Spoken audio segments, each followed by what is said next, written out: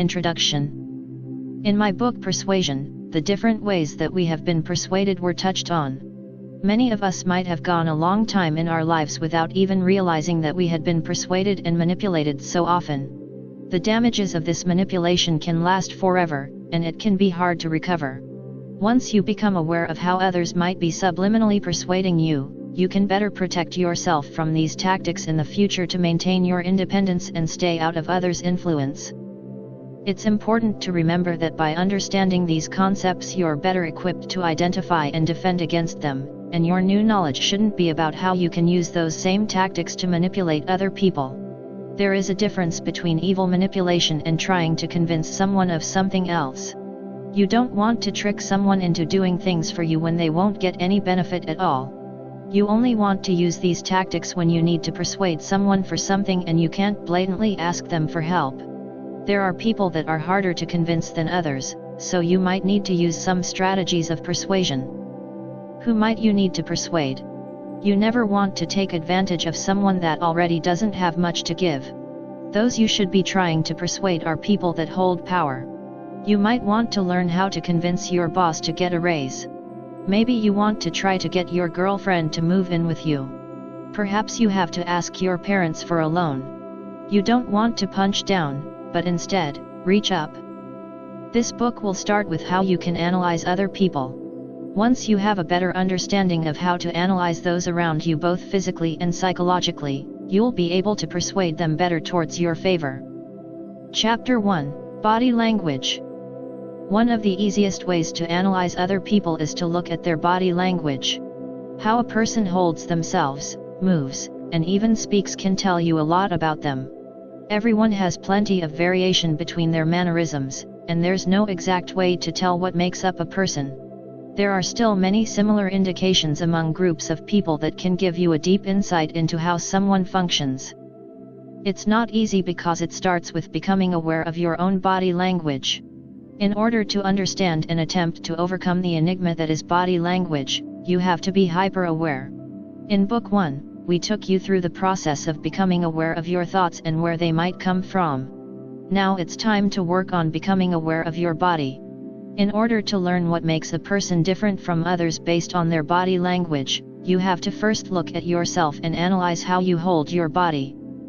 Some people might be more aware of their movements than they are their thoughts. Women are likely going to be more aware of their bodies and the space they take up, mostly because of the patriarchal society we grew up in. Everyone still might find difficulty in confronting the way they hold their body. You can lose focus while trying to maintain awareness, becoming too insecure with your own body and movements. This first chapter will go into the basics of body language while also laying a basis for how you can analyze others. Once you get to know the body movements better of another person, you can also understand what makes them unique. The more you know about a person, the better you can conclude the best strategy for persuasion. Cultural differences. Every person is different, and sometimes, how one person holds their body has a different meaning than someone who stands the same way. There are plenty of ways that a person's body language differs, so it's important to remember that not everything about a certain body movement is 100% true for every person. This is especially important to remember when talking to people with different cultural backgrounds. There are some cultures that practice modesty, so touching might be completely off limits. Other cultures might be more open to expressing their feelings through their bodies, so culture is important to remember when thinking about how a person might use their body. Studying others' movements. Once you become more aware of body movements and what they might represent, you can start studying them when interacting with different people. Everyone you come in contact with uses their body to represent different things. Some people are closed off, and others might be more open. These are some small differences you could tell just by observing someone's body language. When studying other people and yourself, it's important to try and act naturally as well. It can be easy to become hyper-aware of your movements, but know that you don't have to hold your body a certain way. Not everyone is as aware of body movements as others might be, so at the end of the day, don't look into your own movements too much. Still, once you start studying others' body movements, you'll start to realize how much you can get to know them. Certain things might all start to make sense after meeting a variety of individuals. You might notice that one of your friends is rather pretentious in the way they hold themselves or talk. Other friends might show how insecure they are with themselves, even though you thought they had been incredibly confident since you'd known them. Knowing a person's body language and having insight as to why they might move a certain way can allow you to understand them at their core better. This gives you better leverage when it comes to persuading them. You might want to match the confidence of your boss when striking up a deal for a raise. Perhaps you noticed you need to be more relaxed around certain friends that seem to be shy or nervous. Becoming aware of your body language can be scary at first, but eventually, you'll be comfortable with the way you move. To start practicing being comfortable with your own body, try hanging out in front of a mirror. When you're eating dinner, watching TV, or even lounging in bed, set up a mirror so you can see how you hold yourself. Once you get an outsider's perspective on how you move, you'll be able to see how others move as well. Eye contact. Eye contact is one of the biggest clues you can use to determine how someone truly is. It's important to become aware of your own use of eye contact as well, because it gives others clues about your personality and true nature. Maintaining eye contact is important to let a person know that you're interested in what they're saying and that they have your full attention. It can also be overused, however, and let people know that you're trying too hard to convince them that you're listening. Too much eye contact can sometimes intimidate others as well, so if you notice that a person is getting nervous because of the amount of eye contact you're having with them, change it up every now and then. Pupil dilation can be a direct indication that a person is interested in what you're saying. Studies have proven that when a person's pupils begin dilating whom you're making eye contact with, they are more interested in what you have to say. They are listening to you with their utmost attention, and they're thinking deeply about what you're saying. You know when a person's pupils are dilated while talking to you that they are legitimately interested in the conversation. Shifty eyes will indicate the opposite. Someone who is looking at your eyes back and forth is probably trying to convince you that they are listening. They are aware that they need to try and make eye contact, but they are completely zoned out with what you are saying. Those with shifty eyes might also be lying to you or trying to deceive you in some way. They might be having difficulty maintaining eye contact with you because they know they are being deceitful. Mouth movements. What someone does with their mouth is very crucial in understanding their personality as well. Someone with tight or pursed lips might be trying to concentrate, or they also might be trying hard to hide a sour face. You can analyze a person's smile as well. If the corners of their eyes aren't creased, they might be forcing a smile with you. Someone that's faking a smile isn't necessarily evil, they might just be thinking of something else, too distracted to give their full attention to what you're saying. Sometimes, smiles are also reactions to uncomfortable situations. When monkeys smile, it's not because they are happy, but mostly because they are showing their teeth as a way of threatening those around them. When they feel scared and nervous, they'll open their mouths wide, showing that they have teeth they could use to hurt. The same goes for dogs. They only show their teeth when they are feeling threatened. For humans, this can be true sometimes as well, but on a subconscious level. Nervous laughing and smiling are just a way for a person to alleviate their tension. You can tell someone is genuinely smiling when they have creases in the corners of their eyes. A person that is continually covering their mouth also is usually nervous. They might bite their lip, finger, or put a fist over their mouth. Knowing when a person is uncomfortable or nervous can sometimes be helpful when trying to persuade them. We'll discuss how and when to use this knowledge to persuade others in the next 2 chapters. Nodding. How a person turns and tilts their head can be a subtle movement. Most of the time, others aren't as aware when they are moving their head around. The neck and head movements of the person you're talking to can give you great insight into what they might be thinking on a deeper level. Someone that nods their head rather quickly while listening to you might just be anxious, trying to move the conversation along as quick as possible. They're attempting to set a pace for you so that you speak faster. They want to let you know they hear you, but you're not speaking fast enough. If someone is doing this to you, try to speed up your words in order to hold their attention. Someone who tilts their head to the side might have a legitimate interest in what you're saying. They are attempting to turn an ear towards you, so they can hear you better, whether they're aware of their movements or not. They also are indicating to you that they hear you and they want you to keep talking. It's a way for them to get closer to you in the conversation without having to make any interjections or interruptions. If someone is nodding too artificially, they might just be attempting to convince you that they are interested in what you are saying. They could be aware that they should be paying attention, but they might have lost interest. In an attempt to keep up, they pretend to nod their head. They also might not understand what you're saying, so they nod to make you think they're keeping up. If you notice others around you are artificially nodding their head, it'd be worth it to either change the subject to regain attention or explain yourself better, as they might just be confused. Mimicking someone's head movements can be very helpful in using persuasion. A gentle tilt of the head while listening to them can show that you are comprehending what they're saying. It can also show that you're empathetic to them, especially if they seem to be talking about something that is hard for them. Hands and arms. How someone uses their hands and arms is another way that body language can be interpreted to get a better understanding of the people you're interacting with. Our hands represent so much about ourselves. They're a way of expressing out stories, putting different emphasis on various parts. If someone's telling a story, they're going to use hand gestures to keep people interested. Think of someone engaged in a conversation as someone that's directing an orchestra. They'll lift their hands to keep up a rhythm and pace for those listening around. Someone's hands and arms can also express how open or closed off they are. They can be like the doorway into someone's body.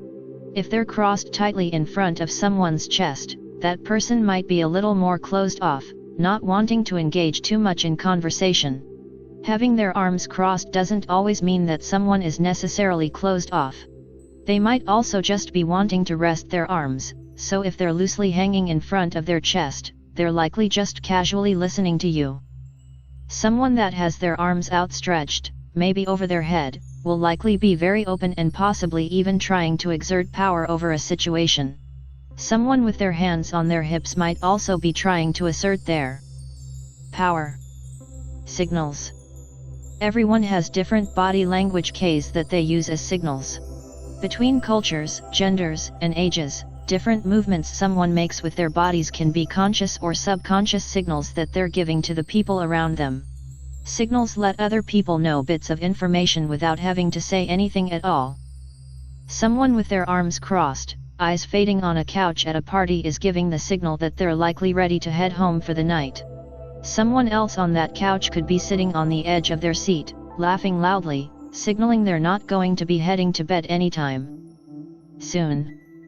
Signals help the people around the signaler know things that they might not easily be able to express with their bodies.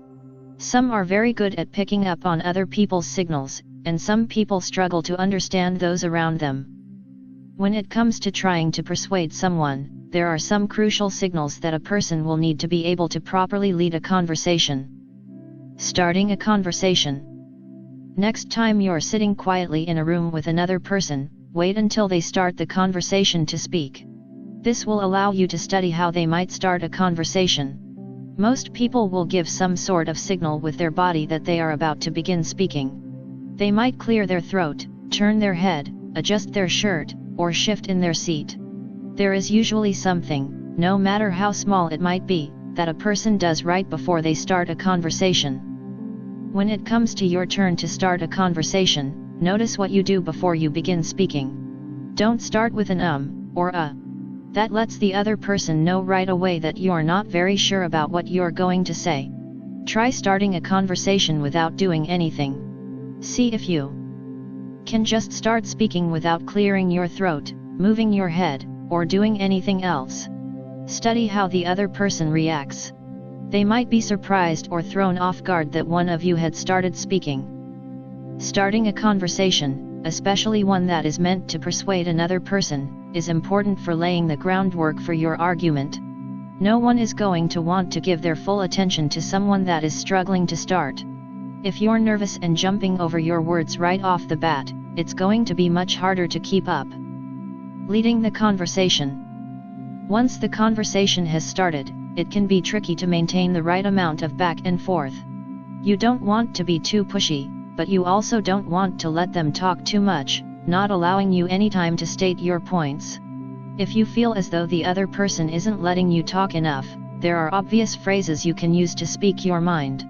You might try saying something like, "Can I just say, could I speak for a minute?" Or "I'm listening but can I say something really quick?" These can be hard to say in some situations, and some people might even perceive you as being rude if you make a large interjection. What your best option might be is to use your body to redirect focus.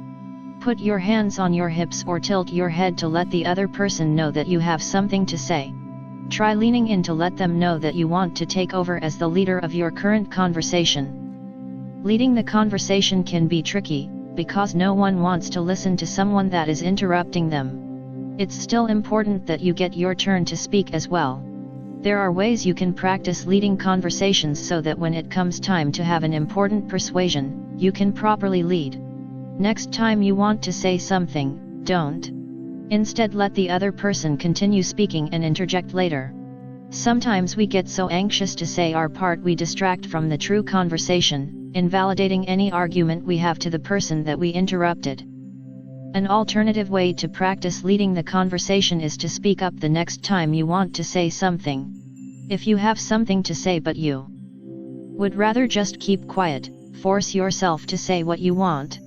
These two methods of practice will give you two alternate perspectives on leading a conversation that you might not get otherwise. How your body language affects you. Believe it or not, how you use your body can directly affect how you function as well. There are ways that you can use to improve how you think, and the capacity of your memory just by the way that you use your hands and arms. Not only are there physical differences in terms of how you use your body, but you will also be affected by the way others perceive you. If you're constantly closed off, always crossing your arms, there are probably a lot of people that might not open up or talk to you because they assume you have no interest in conversation. If you're always very open with your body, exerting confidence, and holding yourself high, others might end up being intimidated by you. You might not have any intention of closing others off or being intimidating, but your body can show that in ways that your mouth doesn't. It can be tricky to become self-aware of your body movements, but once you do, you can really alter what someone thinks of you. There are some people that might have a strong conscious mind, but perhaps they hate their body. They then might close others off by trying to hide their bodies, making others think that they're judgmental. Sometimes, a person is just trying to cover up their body and not themselves. You would be surprised at how much confidence you can feel just by changing up the way you hold your body. People can still see what you look like even if you keep your arms crossed. You might think you're altering others' perceptions of you, but really, you're just remaining closed off. There are other ways that your own body language can actually mentally affect you. Open your mind. Someone that starts opening their arms when they talk will begin to let others know that they are much more open-minded. If you stand with arms open, or just hanging relaxed by your side, you let the people around you know that you are confident and willing to talk with them about different things. While having open arms is a signal for others, it's also a signal for your brain. Studies show that by standing with open arms versus crossed ones, you can actually signal your brain to be more open. You'll start to think of new ideas that you wouldn't if you kept your arms crossed. The same goes for the rest of your body. The more open you are with your movements, the more you allow your brain to have different ideas. Improve your memory. Those that talk with their hands also tend to have a better memory than those that don't. Using your hands can put physical reminders in your brain for ideas and thoughts that you might be discussing. If you mimic numbers or shapes when you're talking about different ideas, especially in a business setting, not only will you remember what you're discussing better, but those around you will find your story more memorable as well. Using your hands to talk while telling a story will also help you remember the things that you went through. You're encouraging your brain to continue thinking, and keeping your arms open, just as we mentioned in the last section, will open up your brain to new thoughts and feelings you might not have had should you have spoken with your arms crossed and closed off. Verbal cues. While there are many things that a person can say with their body, there are many more things that they can say with their mouth. There's a seemingly limitless amount of languages out there, as each specific language has many subparts. Think of how many different accents there might be in just New York City. As we continue to develop and blend different cultures and languages, only more will develop. It's hard enough to keep up with what we already know, but there are ways to still pick up on others' meaning without having to memorize every word in the dictionary. Just because a person says a certain word doesn't indicate that they're actually meaning what they say. How many times have you said you were fine, when really, you wanted to explode with thoughts? We say what we don't mean all the time because it isn't always easy to put words to our thoughts and feelings. Many people take their frustration or sadness out on other people when they don't actually mean anything that they're saying. Knowing why people say the things they do can be one of the trickiest codes to try and crack. You don't always have to know exactly what a person means in order to understand what they're trying to say. You can pick up on what a person's intention is by listening to how they talk and mixing that with their body language. It's important to read someone's mood so you don't say the wrong thing or anything that could potentially change the direction of the conversation. Next time you find something on TV that's in a different language than any you can speak, try watching without subtitles. You'll be surprised to see that you actually understand part of the storyline. Don't look at what they're saying, but how they're saying it. Is there pain in their eyes? Do they look happy or sad? Sometimes if you can't understand what a person is saying, maybe because the room is loud or they're speaking softly, try looking into their eyes. You might get a better sense of what they're saying than if you just watch the words their mouth is attempting to put together. There are certain specific cues that someone can give when they're trying to direct a conversation. When you're trying to persuade someone, you might want to try and use different keywords to help you in leading the conversation. Some people get too hung up on the actual words someone is saying when they should just be trying to listen to the message they're getting across. It can seem difficult to try to crack what someone else means, but it can be done. Think about your pets. You can tell if your dog is sad, sleepy, hungry, or in a playful mood, but you don't have actual conversations with them. Sometimes you can analyze what a person is saying best by figuring out the noises they're making rather than dissecting every word that they say. Emphasis cues. When trying to persuade someone, you're going to want to have a pretty good argument already prepared in order to build your case. You might want to include some emphasis cues when you're speaking.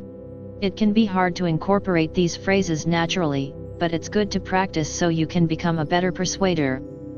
This is important. You need to know, "Let me explain," are all phrases that grab the attention of the person that you're speaking to. You might start to notice others' emphasis cues better after reading this section as well. You should be listening, and using in your own speech, phrases that seem to put emphasis on an important part of a conversation. Sometimes, these emphasis cues aren't even actual phrases. They might just be verbal indications that something is important, such as someone raising their voice when talking about an important part of their argument. They also might repeat the word several times or stop for a pause in order for the listener to take in what they just said. Emphasis cues are important to understand in order to get a better grasp of what might be important to an individual. If you listen to what they're putting emphasis on, you'll be able to also formulate your thoughts and arguments around the things that are important to them. Organizational cues. First, second, third, to summarize, the topic is, are all phrases that could be considered organizational cues. These cues help a person indicate that they are trying to organize their thoughts, again, maybe putting emphasis on the things that are the most important. Organizational cues are important for you to use in your arguments and persuasions in order to get people on your side. You want them to know that you're listening to what they have to say, and that they should be listening to you. You're trying to formulate a plan based on both your thoughts and opinions, and not just the words of one specific individual. Organizational cues allow the speaker to put emphasis on what's important while also maintaining a clear thought and direct focus. Organizational cues might not be phrases either. It could just be someone clearing their throat, redirecting the conversation back to a previous topic, or stopping in order for everyone to collect their thoughts. Watch your pitch. Pitch is an important key when trying to direct one's conversation in their favor. Pitch is the level of your voice, and the overall sound quality. Someone with a deep pitch might have a more soothing tone, while someone with a high-pitched voice might make their listeners more alert. Not everyone can help the natural pitch of their voice. There are some people that have extremely low voices that are hard to hear, and some people just have naturally shrill voices that seem as though they bother everyone around them. While your natural pitch can't always be controlled, you can at least help direct that pitch towards a more productive tone in order to keep your listeners engaged with what you have to say. Many of us let our pitch become too high and whiny when we are in professional settings, trying to keep our dictation sharp. If you feel like your voice is becoming high and shrill, don't be afraid to stop, clear your throat, and start again. The people around you will likely be grateful that you're adjusting your tone for their listening pleasure. Be careful not to let the end of your voice go up when speaking. Many people, especially when talking on a phone, tend to let the end of their words go up like they're asking a question. This kind of speaking is also common among those that might be giving a speech. They'll say a phrase very clearly with dictation, but they'll also end the sentence in a high-pitched way as if they're asking a question. This is something that should be avoided in order to keep the attention of your listeners. It's important to find your optimal pitch. Some people have very soft voices that can be hard to hear. If this is the case, it's important to practice speaking up when it's necessary. Someone that tends to speak loudly should try talking low as often as possible to help balance their pitch out. The greatest way to practice is alone, and if you record what you're saying. You don't want to deeply analyze the way you speak too much, but practicing always helps, especially for those that find difficulty in speaking their voice. It's also important to have a confident pitch to let others know they should listen to you. Someone that's always talking timidly or like they're asking a question will let the others around them know that what they have to say isn't interesting. If you're so unsure of what you're saying, why should someone else listen to you? The best way to ensure others are paying attention is to make sure that you speak with confidence. Listen to others. Talking about yourself can elicit the same good feelings that money and food cause. People like talking about themselves more than they enjoy listening to other people talk about themselves for the most part. While it can seem selfish, it's true that most people would prefer to talk about themselves. This means that when conversing with other people, you should avoid talking about yourself too much. You don't want to make the conversation completely about other people, but no one will pay attention if the only thing you talk about is yourself. Giving advice can also be helpful, but people generally don't engage as often with those that offer too much advice, especially when it isn't asked for. Listening to other people can actually be challenging for some. They might find it difficult to not let their mind wander, especially if the other person is talking too much about themselves. Some people will find that they're usually forming their next thought while the other person is talking instead of actually listening to them. If you find your mind wandering when someone else is talking, redirect your thoughts back to their words. Don't just listen to what they're saying. Watch how they're saying it. Listen to their voice and look into their eyes. People will notice whether or not you're listening to them. Even if they aren't skilled in body language, they will still be able to at least sense that you might not be fully engaged as well. Don't just put an emphasis on listening to others. Make the conversation about them as well. Ask questions about the person, attempting to get to know them better. You'll find that people usually like to answer questions about themselves. This is often a technique you'll see in many salespeople. They'll ask where you got your shirt, or if you've had a good day. This is to get the person thinking about themselves, and they'll usually end up opening up a bit more to the salesperson as well. People don't like to be corrected. While it can be hard to avoid sometimes, most people don't want to be interrupted to be told that they were wrong. Most people will respect you much more if you just let them talk rather than trying to prove them wrong. This is very important to remember, especially when trying to persuade and analyze others. Talk about we, not you. If you're trying to make suggestions, maybe to a spouse or friend about an improvement in their lifestyle, use we instead. Don't say, you should try waking up earlier on the weekends. Say, we should get up early on Sunday and go on a walk together. People will respond much better to suggestions if you include yourself. Apologizing. It can be hard to apologize, especially for those with high levels of pride, but it's important in gaining the respect of the people around you. If you apologize for being late rather than giving every explanation you can, most will respond much better to this than if you were to try to make yourself look better with excuses. They also like to see humility, and that you maybe aren't afraid to express yourself.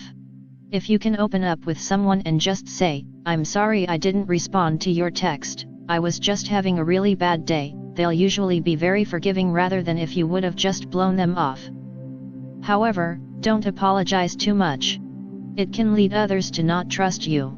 Sometimes we have the urge to apologize for things that were out of our control in an attempt to make ourselves look better.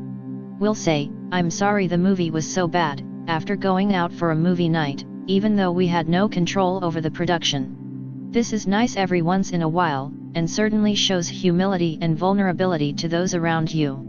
But too much of it can also make you seem untrustworthy to others.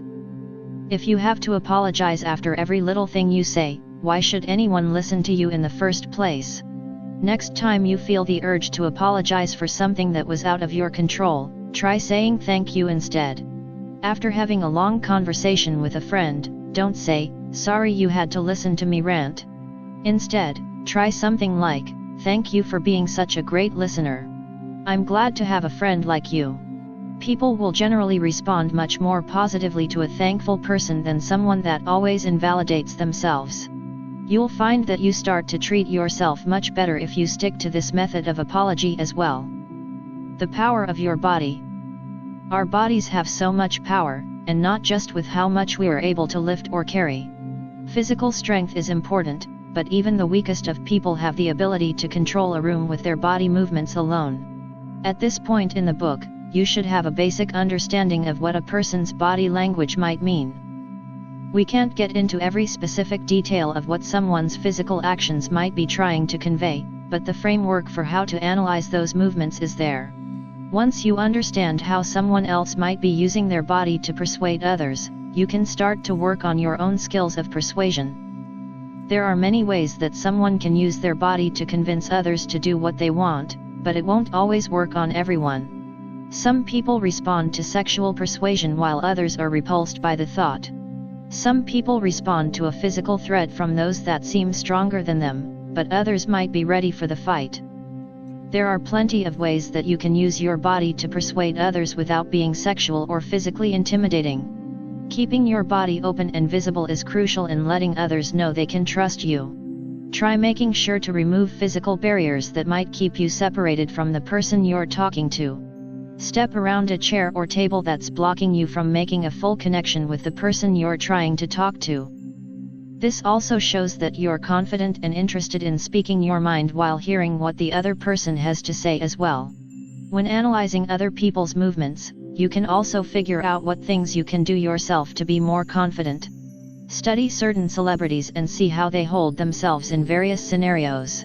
Everyone has their own movements, but mimicking others can still help you find your own footing when it comes to having a persuasive demeanor overall.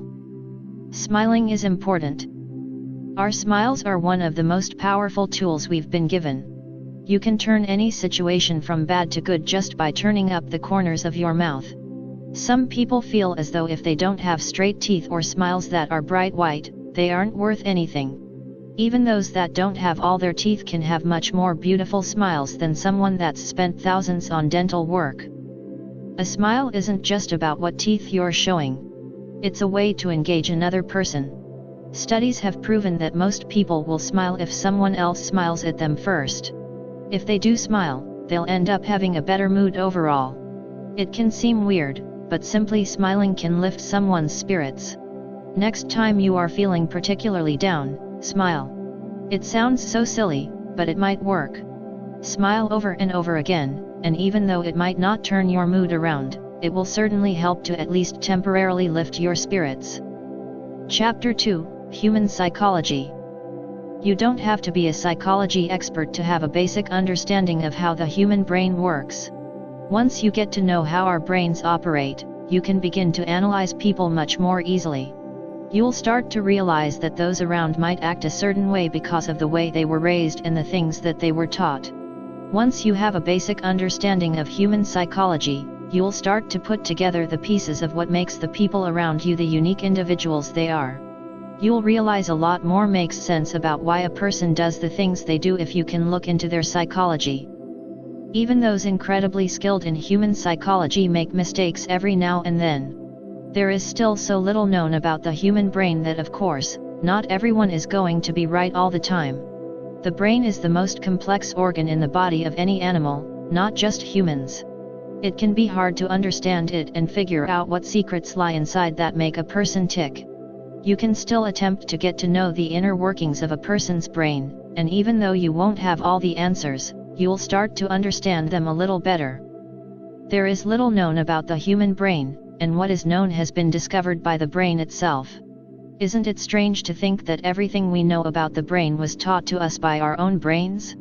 This complex organ will never fully make sense to anyone, but that's part of the fun of trying to discover someone. It's important to not use someone's own psyche against them. The intention should never be to persuade people to do something in which only you gain. Some people have more sensitive brains that are more susceptible to influence. While some people choose to remain ignorant, others legitimately don't have what it takes to grasp that they might be getting taken advantage of.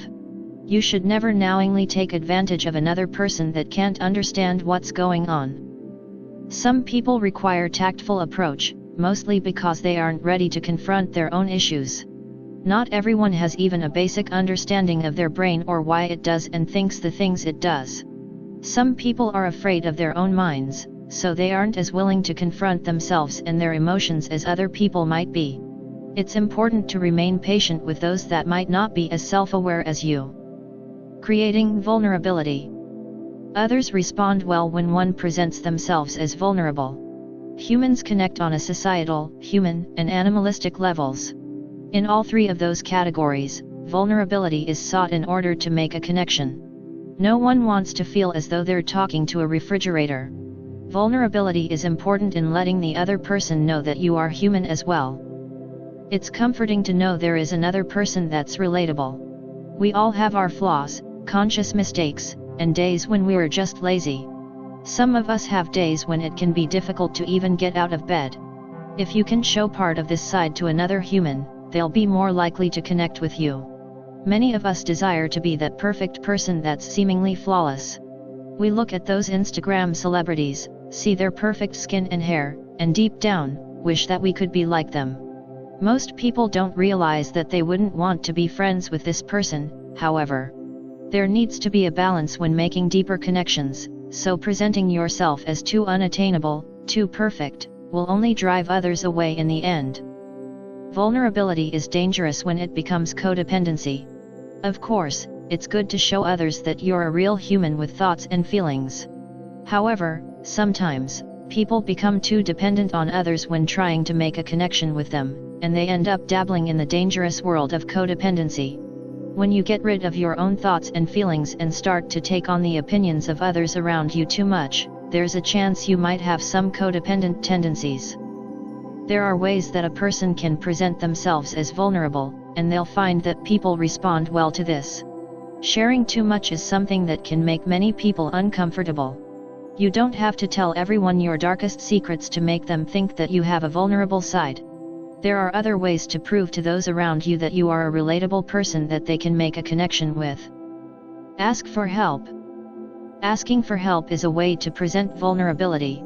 You're letting the other person know that not only do you need them, but you're choosing to ask them for help. You're going out of your way to let them know that they have what it takes to solve your problem. You're giving another person responsibility over yourself, and that can make them feel very powerful. It seems as though it would be counterproductive. Why would you want to show yourself as helpless to another person? The key is to not ask for too much help. You don't want to put someone else in an uncomfortable scenario where they have to do a great favor for you.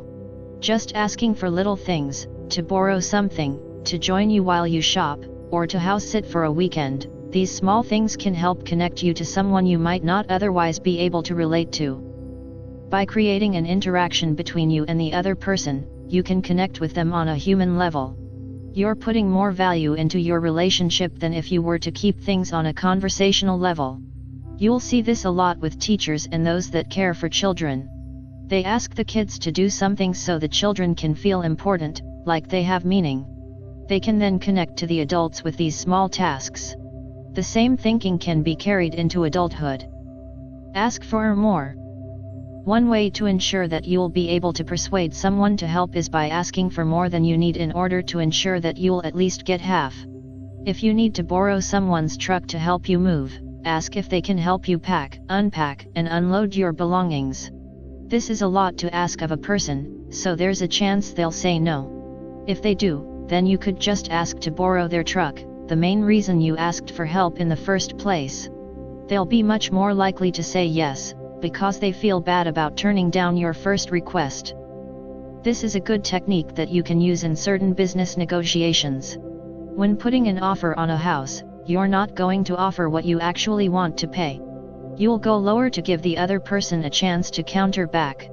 This same kind of thinking can be applied to different interactions and moments of persuasion with other people, both on a business and personal level. You still have to be reasonable with your requests. You can't expect to use this method to change a person.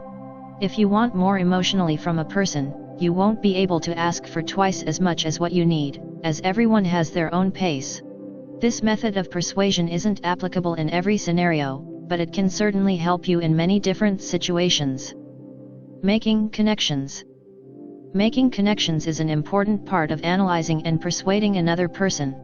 No one wants to do favors for someone they have no relationship with. No one will be able to have a genuinely happy relationship with a person that they don't feel anything for. Some people are harder to make connections with. They might have spent a good portion of their lives closed off, not wanting to meet new people. This is often because they've been hurt so often that they don't want to let themselves feel pain again. They've become an independent person that's relied on themselves and only their self for so long to provide happiness. While these people might be the most challenging to connect with, it's still possible. You have to present yourself as more vulnerable in order to let them know that you don't want to hurt them. You can't make yourself too needy, as independent people don't like those that seem to be too reliant on other people. It's not easy to find that balance, but it is possible. It can be hard for individuals to figure out how to even make connections. They might feel like they don't fit in, and no one understands them. Many people would be surprised to find out that there are actually many others like them that feel the same way. Even those that seemingly fit in and get along with everyone will find that they still have their moments of loneliness. Sometimes, being a human can be incredibly lonely. You feel empty inside with your own thoughts sometimes, wondering if you can even trust and rely on yourself, let alone the people around you. This feeling of loneliness might never go away, but connecting with other people can help alleviate those feelings. Letting other people know that they're not alone can also help you feel connected to others as well.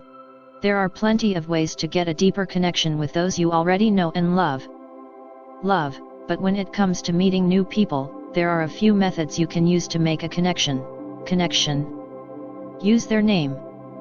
People enjoy when you use their name. It reminds them that you're connecting to them. Bosses that can call out their employees by name are much more likely to be respected. No matter how big a company might be or how many employees there are, it's always a good idea to make sure you know as many people's names as possible. The same should be said for those that are around often. Get to know the name of your mailman, or the person that makes your coffee at Starbucks every morning. Some people think reading the name tags of workers can be a way to connect with them, but it's always better to wait for someone to introduce themselves, or to ask them their name. Your server might have a name tag on, but instead of just calling them out, introduce yourself. People feel much more comfortable if you call them by their name, if they know your name as well. When talking to people and having serious conversations with them, it's important to still use someone's name as well. It brings them back into the conversation and lets them know you're talking specifically about the two of you, not just generally. Many people might even realize they don't call their own spouse by their name because they've spent so much time talking at them and not to them. Mirroring behavior. Once you can start picking up on someone's body language, you can start to understand how to mimic their behavior. Someone that seems very confident, always standing with their arms above their heads or with them pointed out on their sides might be harder to match, but it's still important to try and mimic this behavior. Matching confidence is crucial, especially in a deal where you're trying to persuade the other person. You don't want to do this to be manipulative, but rather, to make them feel comfortable. Some people might notice that a person is feeling particularly uncomfortable, so they might take advantage of this and exert their confidence and power over the other person. This should never be done, as you're closing off the opportunity for them to open up to you. If you notice someone is uncomfortable and closed off, reduce your confidence level to match. It lets them know that they can trust you and depend on you. If someone is picking at their fingers and rapidly tapping their feet out of anxiety, you don't have to do the same. Just make sure that you're at their level or lower, whether that means you have to sit or stand. Then keep your arms relaxed, maybe tilting your head to let them know that you're listening and ready to hear what they have to say. You don't want to make anyone feel more uncomfortable than they already are. Flattery gets you everywhere. Sometimes, sucking up to someone can really work. You don't want to be inauthentic or too over the top with what compliments you're giving to another person, but it's still important to remember just how much a little extra love can go. There's a chance you're already thinking the things you want to say anyway, so why not tell them how you feel, as long as it's positive. Flattery doesn't just have to be telling someone how gorgeous or smart they are. It can be as simple as picking up their favorite snack when you're at the store or remembering to ask how their vacation went if you know they went away for the weekend. Some people might see these things as kissing ass, or brown-nosing, but trying to make a positive connection should be part of our everyday life. Even if someone sees what you're doing, they're still appreciative of your conscious effort to make a connection. It can be pretty obvious in some instances that a person is trying to flatter you, especially if they're normally closed off or seemingly careless. While some people can be bothered by this, most will still appreciate the effort you're putting into trying to make a connection with them. The power of words. You, because, free, instantly, and new, these are the most powerful words in the English language. You is an important word, because people love hearing about themselves. Listen to a 1-3-year-old talk next time you're around them. Me, and mine, are likely going to be a huge part of their vocabulary. It might even be the first word most people learn. Because is an important word, because many people are looking for an explanation. In a word with so many curiosities and possibilities, we can feel overwhelmed with how little we know. Humans are obsessed with labels, and most people like to know the reason behind something. When they hear the word because, their brain kicks on and becomes more alert, waiting for the explanation they're so desperately seeking. Free is a popular word, for many reasons in our society. On one hand, it means free stuff. People will spend $300 on something they don't need if it means they get one small free gift to go along with that. You can really hypnotize someone by using the word free. Free is also an important word because so many people desire freedom and independence in their lives. Even the most codependent people like to hear the word free, even if it's just them getting an illusion of what freedom might mean. Instantly is a great word because so many people are obsessed with time. We all have to face the dark truth, we're going to die one day. Even those that are in their 20s still have to know that their days are numbered. We try to fight change as much as possible, but time is unbeatable, so when we can get more of it, we're hooked. Someone promising something instant is going to be popular. New is the last of the 5 most popular words. As humans, our brains are wired to constantly look for new growth. Some people might be afraid of change, but we still look for new things. New represents growth and life at the same time. Some people might want to wear the same shirt they've had for years versus a brand new one. Still, if offered a new or an old sandwich, they're going to go for the new one. These 5 words are very important to include in everyone's vocabulary, whether you're trying to persuade someone or not.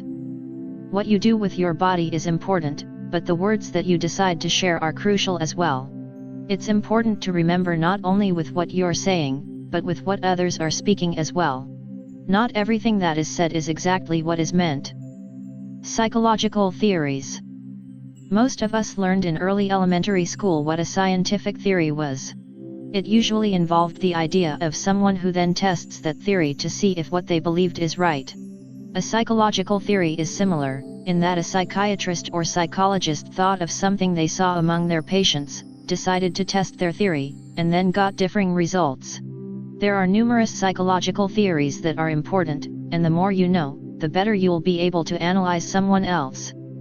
There is a lot to know about different psychology aspects in order to understand all of the psychological theories the world of science has to offer. Not everyone has to be a therapist or psychiatrist to understand what some different psychological theories might be.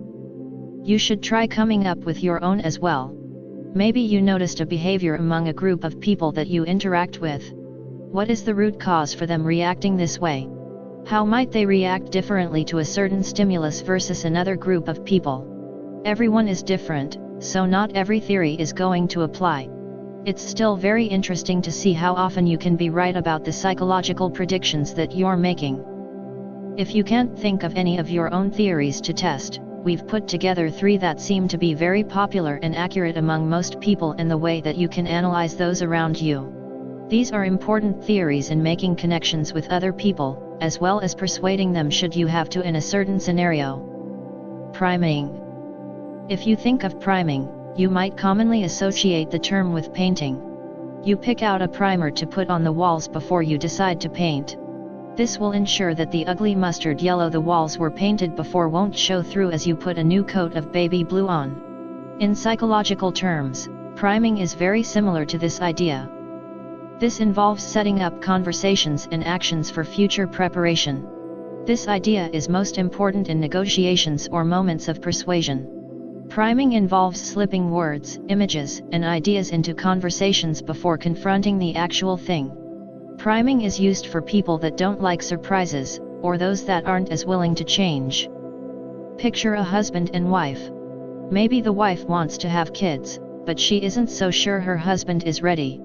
She knows that he reacts poorly to change and that when confronted, he tends to close himself off. It took her 5 years to get him to propose, so she needs to be careful about bringing up the baby conversation. She might start priming him by first putting on a movie about a baby. Maybe she'll make small comments here and there about wanting a baby or take detours through the baby sections at the local department stores. She'll want to prime him for the baby conversation, so he doesn't run and hide once she finally brings it up. This type of behavior can be rather manipulative if not used for the right reasons. If the woman's husband had stated over and over again that he did not want children and never would change his mind, she shouldn't be priming him. However, there are some people that need a psychological push, and scaring the husband away wouldn't be the way to do so. The way that this behavior would be negatively manipulative is if someone is using it for personal gain only. If the change, or what is being primed, is going to benefit both parties, then it can be a useful tool in order to get what you want. Amplification Hypothesis. The amplification hypothesis is one that involves heightening the excitement or negativity surrounding a certain subject. Many people probably use this sort of process without even realizing they are doing so. The process involves taking a subject, item, or other idea, and basically gassing it up, making it seem more exciting, and amplifying it to the next level. This involves either talking something down or building it up in order to alter perspectives. Let's look at the husband and wife from the last section. She might decide to use this process by talking about how great babies are. Maybe she'll come home and discuss her friend's baby and how cute and perfect it was. She certainly won't mention that she still has puke on her shirt and instead only talk about the adorable noises and faces the baby made. Alternatively, the husband might amplify his hatred for children, if that's how he really feels. Maybe he'll point out a crying baby when they're in public, saying things like, "Thank God we don't have kids." The amplification hypothesis is usually true, but to use it isn't always the best option.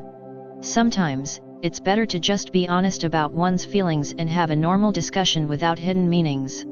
This type of process can still be helpful for those that can't discuss things as openly as they'd like. When working on different projects in business or in your personal life, if you're working with others, there are going to be some group decisions that have to be made. Sometimes, the amplification process can help you show your feelings without directly breaking down someone else's idea or saying anything that might hurt or offend another person. The scarcity effect. The scarcity effect is the idea that when there is less of something, it can become more desirable. This is mostly thought of in sales. Think of the last store you went to. There were likely advertisements that said things like, "Only 2 days left, while supplies last," or "a limited time only." Most of the time, this isn't true at all and are phrases only used to get people to buy quicker. This effect seriously works, which is why so many businesses still use it. The same kind of effect can be made in different conversations and relationships. When trying to persuade someone, limiting the time or availability of an option can help sway them quicker. Playing hard to get can help. While it's important to show vulnerability to others in order to make deeper connections, it's also important to maintain a certain distance. There's an idea that some people like bad boys, and this is related to the scarcity effect. The idea that you can't have something makes people want it even more. The fear of regret that comes along with not getting something can be what drives a person to make a decision. Think of a jar of cookies. If there are 2 jars, one completely filled and one with only 3 or 4 cookies left, most will go for the jar that's almost empty.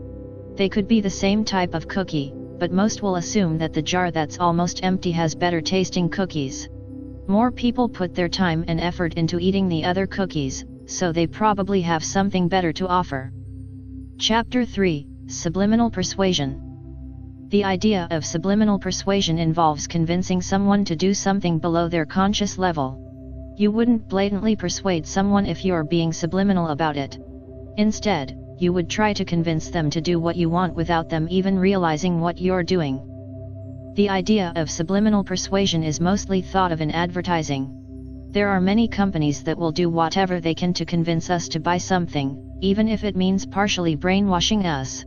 The idea of subliminal persuasion doesn't have to be so insidious for those that wish to use these tactics to help persuade another person.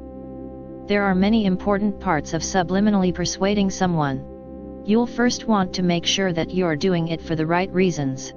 You don't want to become someone that brainwashes others. It's not about getting into their head and tricking them into thinking something.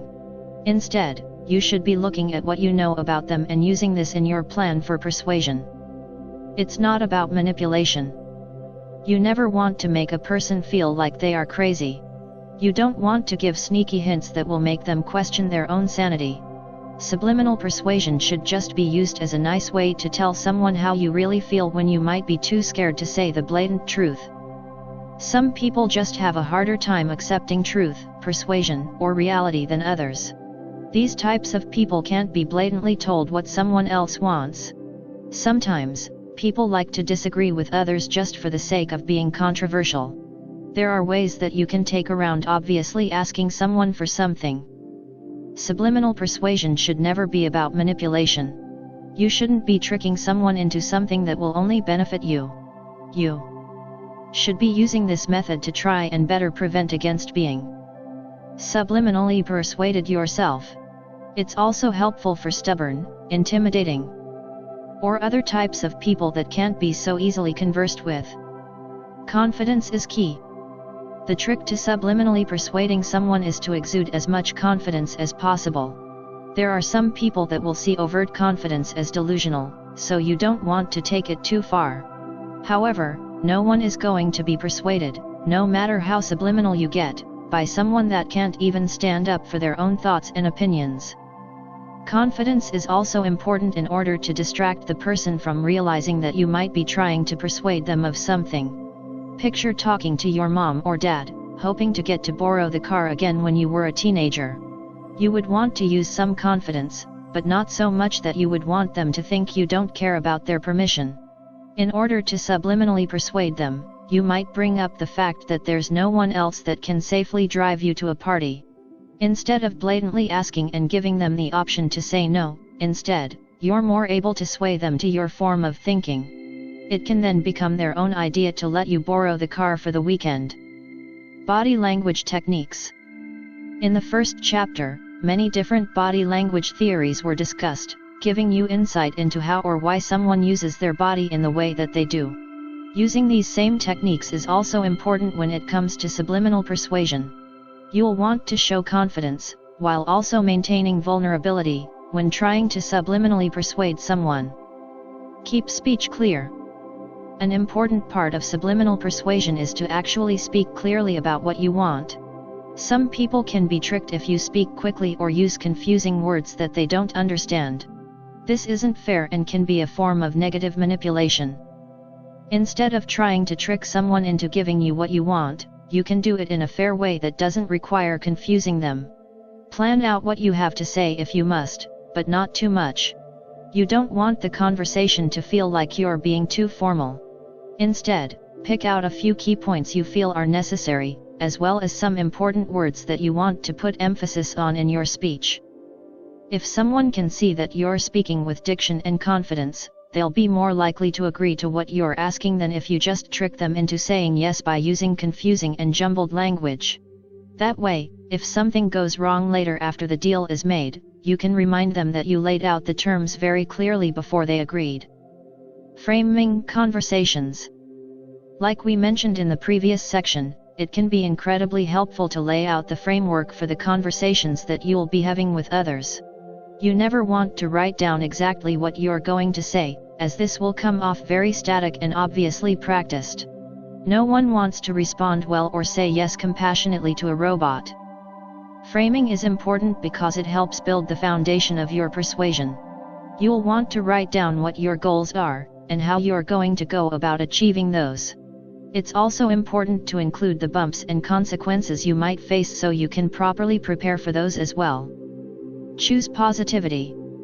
It can be hard to remain positive, especially when trying to persuade someone of something serious. Positivity almost always works better than using negativity, however. Frame your requests using positive words rather than negative ones. If you have to ask your parents to borrow $1,000, it can be nerve-wracking.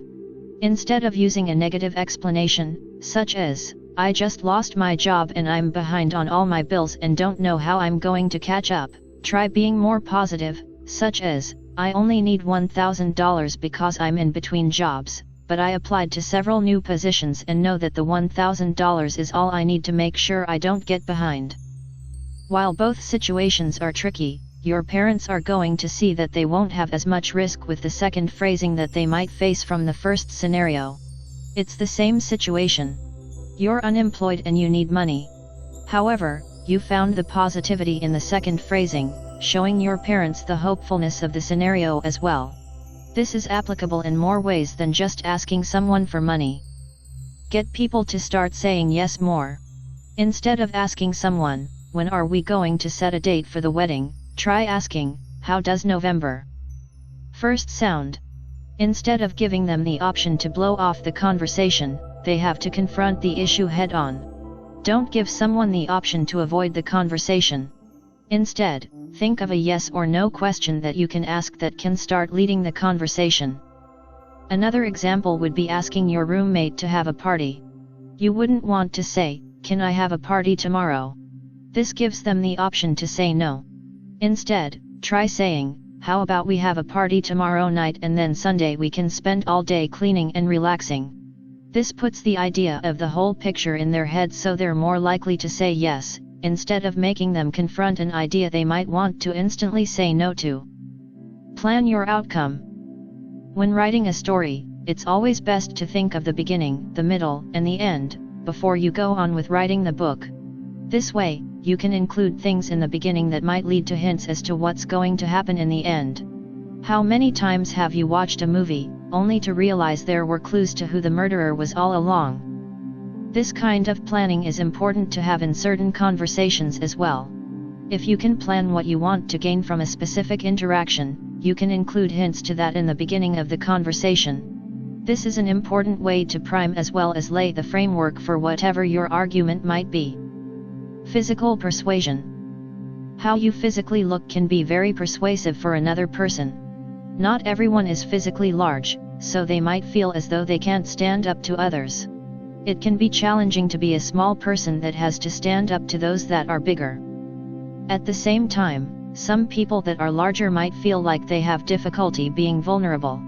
They might feel as though all people see is their size, not giving them a chance, thinking that they might be too tough or mean to approach. There are ways around our own physical appearance that can help persuade other people. Even if someone is very large, they can still have meaningful connections not based around fear. Those that are smaller than most can still have a loud voice to help them stand up for themselves when they need to.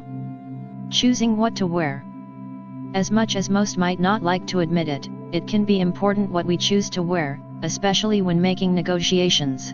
The first step in choosing what is right to wear is to make sure that it's something you're comfortable in. This doesn't always mean sweatpants, but something that at least aligns with your personal style and clothing that you would actually be seen in. Others can tell when you might not be wearing something you would otherwise. A suit can look like a costume on someone that's normally in button-down shirts and slacks. The next step is to make sure that it appropriately matches the occasion. Some people want to get as dressed up as possible, thinking their finest jewels and nicest threads will make them look better than most. You still want to make sure you're not overdoing it so that you can be approachable. Color and patterns are important to consider as well.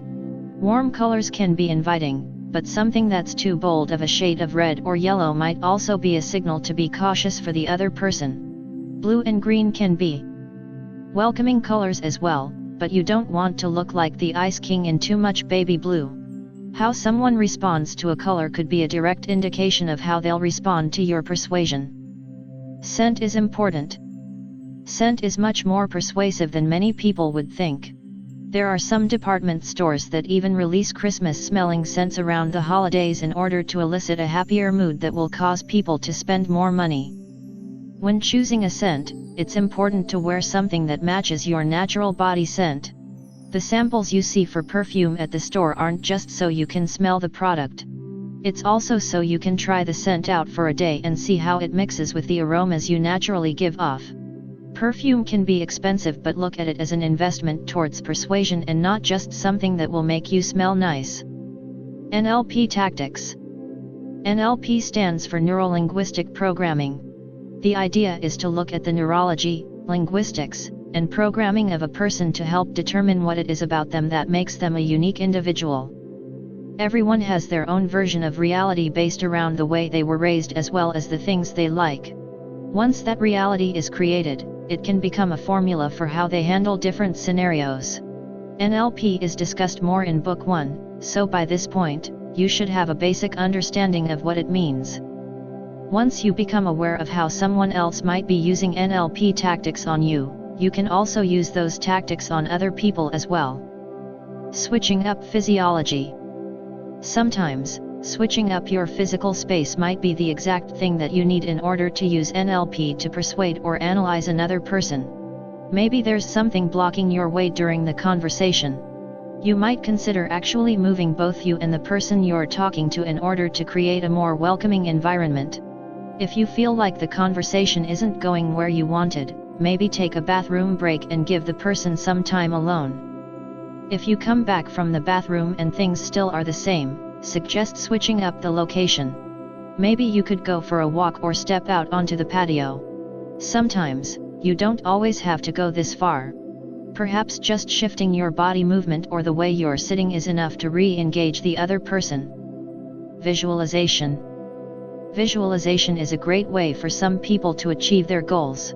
There are so many things that might seem out of reach, but you'd be surprised at how much you can accomplish if you just visualize what you want. It can start by speaking something into existence. If you want to move to LA to become an actress, start talking about it. Don't tell people that you just want to do it at some point. Actually, say you're going to do it, and you'll be surprised at how much you can influence yourself towards these goals. Write it down if you have to as well.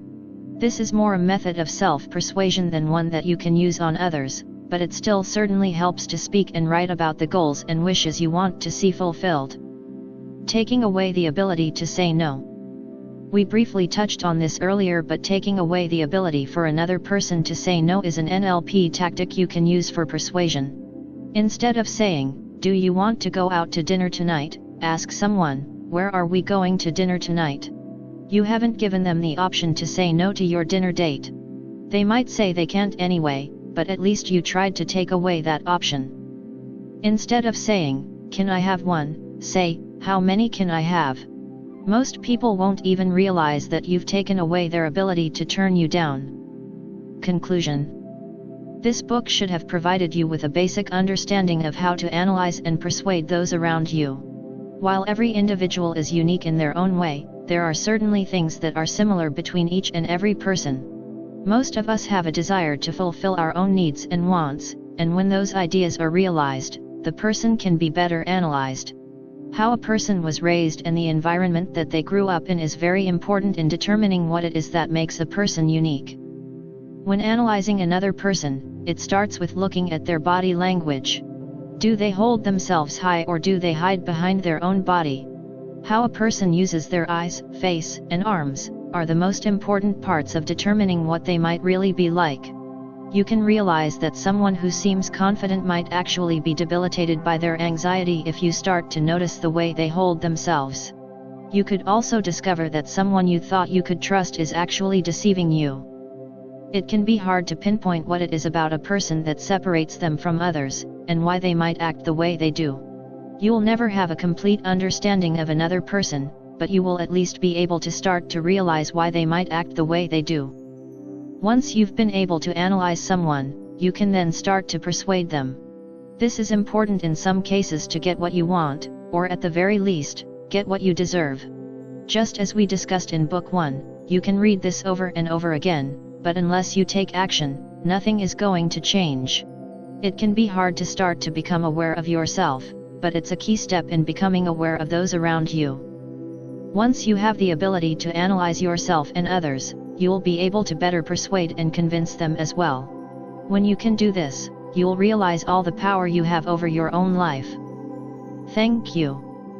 Before you go, I just wanted to say thank you for purchasing my book. You could have picked from dozens of other books on the same topic, but you took a chance and chose this one. So, a huge thanks to you for getting this book and for reading all the way to the end. Now I wanted to ask you for a small favor. Could you please consider posting a review on the platform? Reviews are one of the easiest ways to support the work of independent authors. This feedback will help me continue to write the type of books that will help you get the results you want. So if you enjoyed it, please let me know. Click here to leave a review. https://www.amazon.com/review/create-review https://www.amazon.com/review/create-review. Lastly, don't forget to grab a copy of your free bonus book, Bulletproof Confidence Checklist.